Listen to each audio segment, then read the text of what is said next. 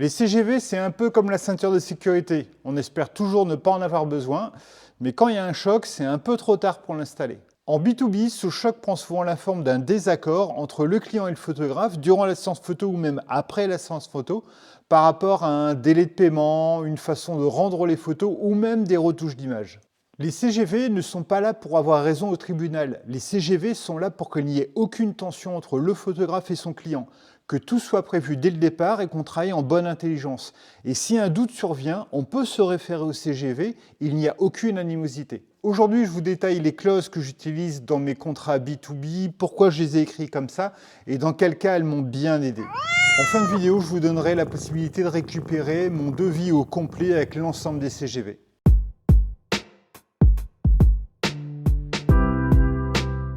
En B2B, ce que j'ai remarqué, le premier déclencheur de tension, c'est le temps. Le temps, souvent, en entreprise, ça peut déborder. Alors, en shoot e-commerce, bien entendu, on peut avoir une mauvaise gestion du temps parce qu'on pensait avoir assez de temps pour faire tous les produits. Une situation où le temps déborde très souvent, c'est le trombinoscope. Le trombinoscope, on arrive en entreprise, on doit faire les photos de tout le monde. Il y a des entreprises où les gens sont très assidus, très respectueux, et en fait, il y a même un ordre de passage minute par minute, et tout se passe bien. Mais si vous faites des trombinoscopes, vous savez bien qu'il y a toujours dans les entreprises, bizarrement, des gens qui travaillent, des gens qui sont en réunion, des gens qui sont en déplacement professionnel. Le déplacement, la réunion, l'appel téléphonique prend un peu de temps. Et en fait, Gérard qui devait passer à 15 h, tout compte fait, à 15 h, il est en rendez-vous. Et là, on a un débordement de plus en plus important. Il m'est déjà arrivé, notamment pour un bailleur social, de devoir photographier les 630 employés. Et en fait, les concierges n'étaient pas disponibles. Les concierges devaient gérer des problèmes. Et arrivé 17 h à la fin de mon shoot, on me dit « Non, non, mais il va arriver. » Et il va arriver. Et il va arriver. Et en fait, il est arrivé 1 heure plus tard.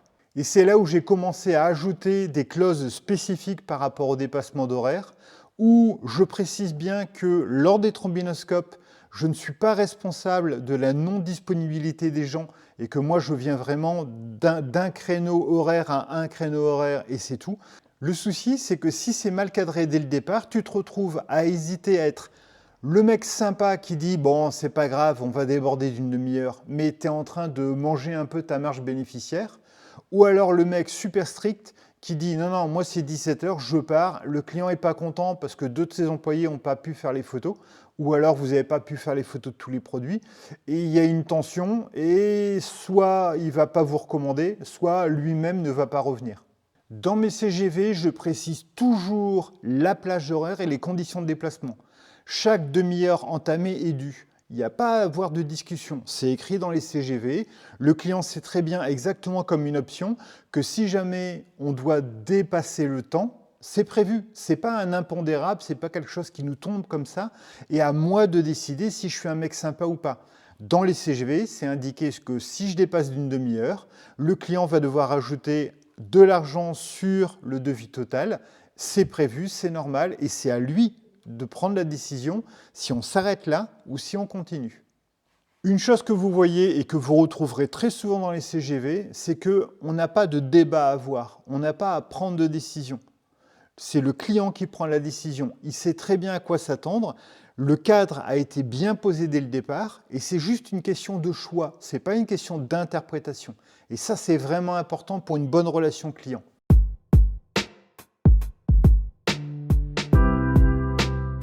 Le deuxième point sensible en B2B et surtout en e-commerce, c'est la notion de rendu. Très souvent, j'ai des clients qui, au studio, quand on fait du e-commerce, des photos de produits, ils sont très occupés à préparer les vêtements, enchaîner les différents shootings, discuter avec la maquilleuse, discuter avec les mannequins et ils vous laissent faire. Ils ont confiance en vous, ils savent que vous travaillez bien et ils voient que vous faites des photos, que ça se passe bien, il n'y a aucun souci. Or, ça, c'est un gros piège. Vous devez à tout prix faire valider les photos dès le départ. Moi, ce que je fais systématiquement, c'est lors de la première photo, je place le modèle, je fais la photo. Je demande à la maquilleuse de regarder si le maquillage qu'elle a fait lui convient. C'est-à-dire que je vais faire un zoom sur l'image et on va regarder si le modèle brille trop ou pas assez suivant la demande du client, si le teint est assez chaleureux ou s'il est un peu grisâtre. Et j'en profite pour dire à mon client, est-ce que c'est bon pour toi ? Est-ce que la densité est bonne? Parfois même, j'ai des clients qui vont me donner un code hexadécimal en disant, voilà, le fond que je veux, c'est un F4, F5, F4. Et là, qu'est-ce que je fais? Je shoot, j'affiche les valeurs hexadécimales sur mon ordi et je lui montre et je lui dis, tu vois, c'est le fond que tu voulais. Tu voulais bien F4, F5, F4 ou à peu près 240 niveaux de gris. 230 niveau de gris, 215 niveau de gris, et je lui montre en disant, regarde, ça a l'air pas mal, ça, et je lui dis, c'est bon, tu valides, on peut partir comme ça? Et quand il me dit oui, je précise souvent, par contre, attention, une fois qu'on a validé, on ne pourra plus changer. On est en e-commerce, toutes les photos doivent avoir un fond homogène. Donc je lui précise bien ça avant, et en fait, ça m'évite d'avoir a posteriori un client qui va me dire, ah, tu sais, Pierre, le fond, tout compte fait, je trouve qu'il est trop sombre, trop gris, trop clair, pas assez saturé. J'aurais voulu qu'il soit un peu plus bleu. En dehors du fait de lui dire à l'oral pendant la séance photo et de m'assurer qu'il ait bien validé les photos dès le départ, je précise bien dans mes CGV que le client devra, dès le début de la séance photo, valider à la fois la densité du fond, le type d'éclairage, c'est-à-dire les contrastes, tout ça, mais aussi le ratio de l'image. Vous savez bien maintenant en numérique, surtout avec l'apparition des réseaux sociaux, que avant on nous demandait uniquement des photos en 2/3, verticales ou horizontales, et maintenant souvent les clients nous disent j'aimerais bien les avoir aussi en carré ou en 4/5, ou tu pourrais me faire une photo panoramique pour une home page ou des choses comme ça. Et là ça devient très compliqué parce que en plus de votre temps de travail, de prise de vue, en plus de votre temps de post-production éventuelle, les clients peuvent avoir tendance à vous rajouter des choses en se disant « mais ça c'est inclus, c'est évident ». Je lui demande de faire des photos, il va me les livrer, il peut me les livrer dans tous les formats que je veux. Vous devez l'indiquer dans vos CGV et indiquer que lorsque vous allez livrer des photos, elles seront livrées dans un format spécifique ou dans ce format, mais ça, indiquez-le clairement dans vos CGV. Toute modification ultérieure doit donner lieu à une tarification supplémentaire. Lorsque je fais un devis, si un client me demande de rendre les photos au format carré, je lui fais un devis pour le format carré. S'il me précise, je vais vouloir les photos au format carré, mais je voudrais aussi les photos en 2/3 et les photos en 16/9, je sais que ça va me faire un travail supplémentaire. Donc mon devis est facturé et créé en conséquence. J'indique bien dans les CGV que si jamais il y a un travail supplémentaire qui n'était pas prévu dès le début, et le client a tout à fait le droit de changer d'avis. Le client a tout à fait le droit à un moment de se dire « mince, je t'avais demandé des photos carrées, j'en ai besoin aussi en 16/9. » Aucun souci. C'est prévu dans les CGV et je te fais une facturation supplémentaire. Si encore une fois vous essayez de faire le photographe très sympa qui dit non mais t'inquiète pas, je vais te les redimensionner, vous pouvez très bien imaginer que redimensionner c'est pas compliqué, ça vous prend du temps. Quand vous faites des photos sur une journée et que vous livrez 300 ou 400 photos et que vous allez devoir redimensionner, recentrer votre modèle dans l'image sur 300 photos, je peux vous assurer que ça va manger votre marge parce que ça va vous prendre du temps.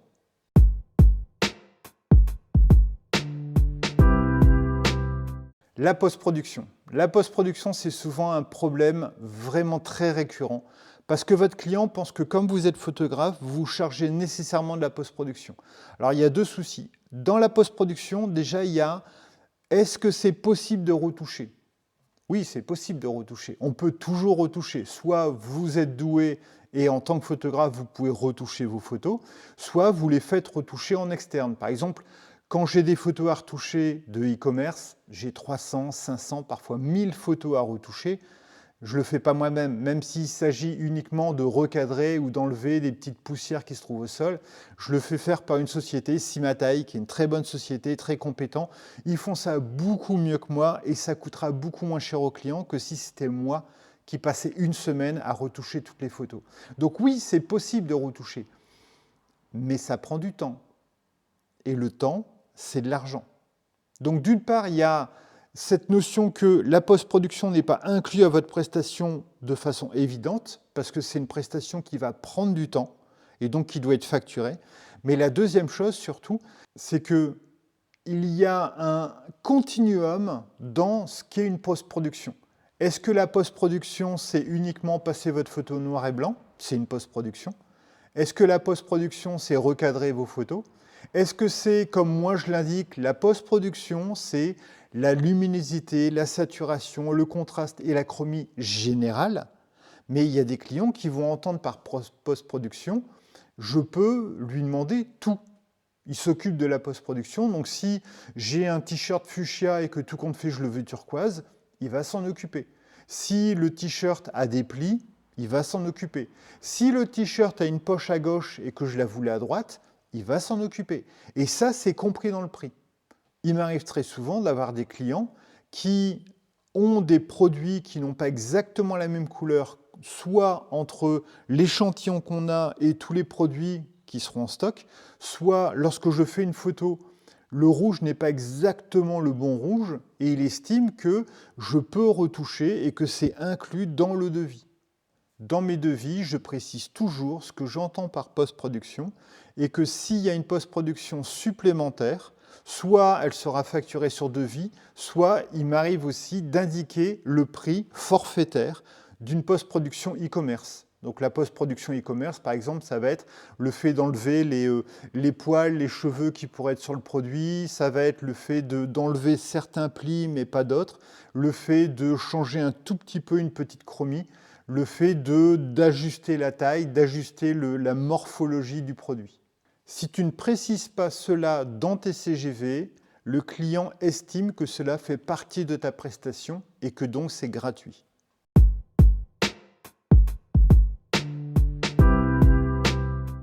Un des soucis qui revient régulièrement et sur lequel moi j'ai travaillé récemment, c'est le paiement. Alors le paiement, on part du principe que d'après la loi, le client est obligé de payer la prestation qui a eu lieu. Ça, on est tous d'accord. Et le client, il est d'accord aussi, mais il y a une petite subtilité, c'est le délai. Alors déjà, normalement, un client devrait vous payer sous 30 jours, maximum. On a beaucoup de clients qui ne payent pas sous 30 jours, que ce soit les petites sociétés ou les grosses sociétés. Et souvent, en photographie, en e-commerce, on part du principe qu'un client peut payer en 45 jours, peut payer en 60 jours. J'entends même des collègues qui disent « Non, mais moi, souvent, je suis payé à 3 mois. » Ils ne voient pas de souci. S'il y a de la trésorerie, pourquoi pas? Le premier problème, c'est que si jamais le client fait un dépôt de bilan, vous n'êtes pas payé. Et si vous avez attendu trop longtemps, vous n'êtes pas payé. Si vous ne relancez pas le client suffisamment, parfois il ne vous paye jamais. D'accord? Et le souci, c'est que j'ai des clients qui parfois jouent un peu la montre, augmentent le temps. Alors en effet, dans la plupart des clauses, dans la plupart des CGV, il est indiqué que si jamais la facture n'est pas payée, il y a un montant forfaitaire que le client va vous devoir. Alors c'est le montant forfaitaire est assez ridicule, hein, ça doit être 40 €, quelque chose comme ça, s'il met du temps à vous payer, plus un petit pourcentage par jour de report. J'ai eu un problème avec un client qui a mis 4 ou 5 mois à me payer, 2 factures. Je pense qu'il me devait 200 €.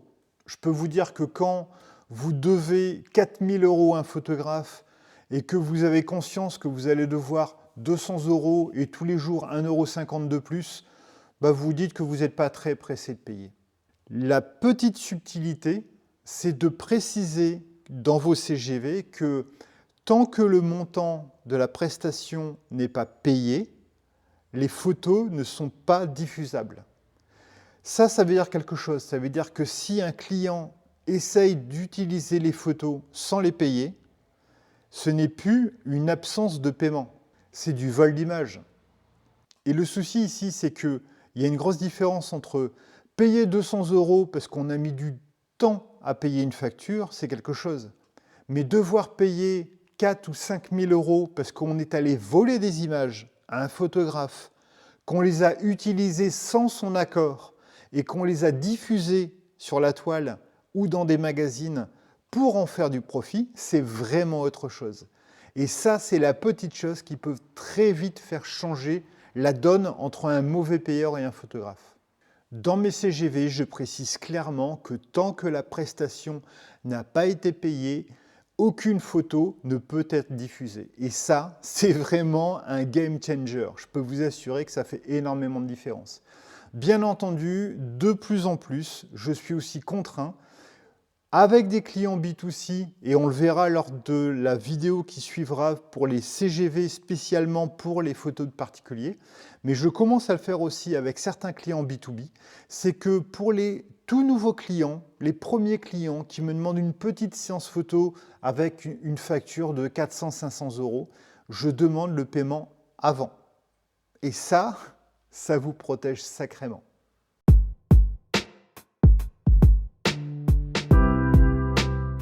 Alors, dernier des nombreux points qu'il faut prendre compte quand vous faites des CGV, c'est la restitution des photos. Vous allez travailler avec des clients qui n'ont pas forcément conscience de ce qu'est le travail de photographe. Vous allez travailler avec des clients qui vont penser que dès qu'ils vont arriver dans le studio, vous allez tout de suite pouvoir faire des photos. Non, il faut le temps de s'installer, il faut le temps que le mannequin se fasse maquiller et ainsi de suite. Vous avez des clients qui vont penser que quand vous faites du reportage dans une usine ou un événement, toutes les photos sont sur votre appareil photo, que vos photos sont de qualité et que donc, dès la fin de la prestation, ils vont pouvoir avoir les photos. Parce qu'eux, ils doivent les utiliser dès le lendemain. Mais ça, ils ne vous en ont pas parlé. Dans vos CGV, je vous invite fortement à indiquer à partir de quand les photos seront disponibles. Parce que, en fonction du temps que ça va vous demander en termes d'editing, de retouche photo, vous pouvez très bien estimer qu'il va vous falloir une demi-journée ou une journée pour traiter vos photos, ou il va vous falloir 4 ou 5 jours pour traiter les photos, d'autant plus que le reportage que vous faites, la séance photo que vous faites, c'est un lundi, mais mardi, mercredi, vous travaillez déjà pour un autre client.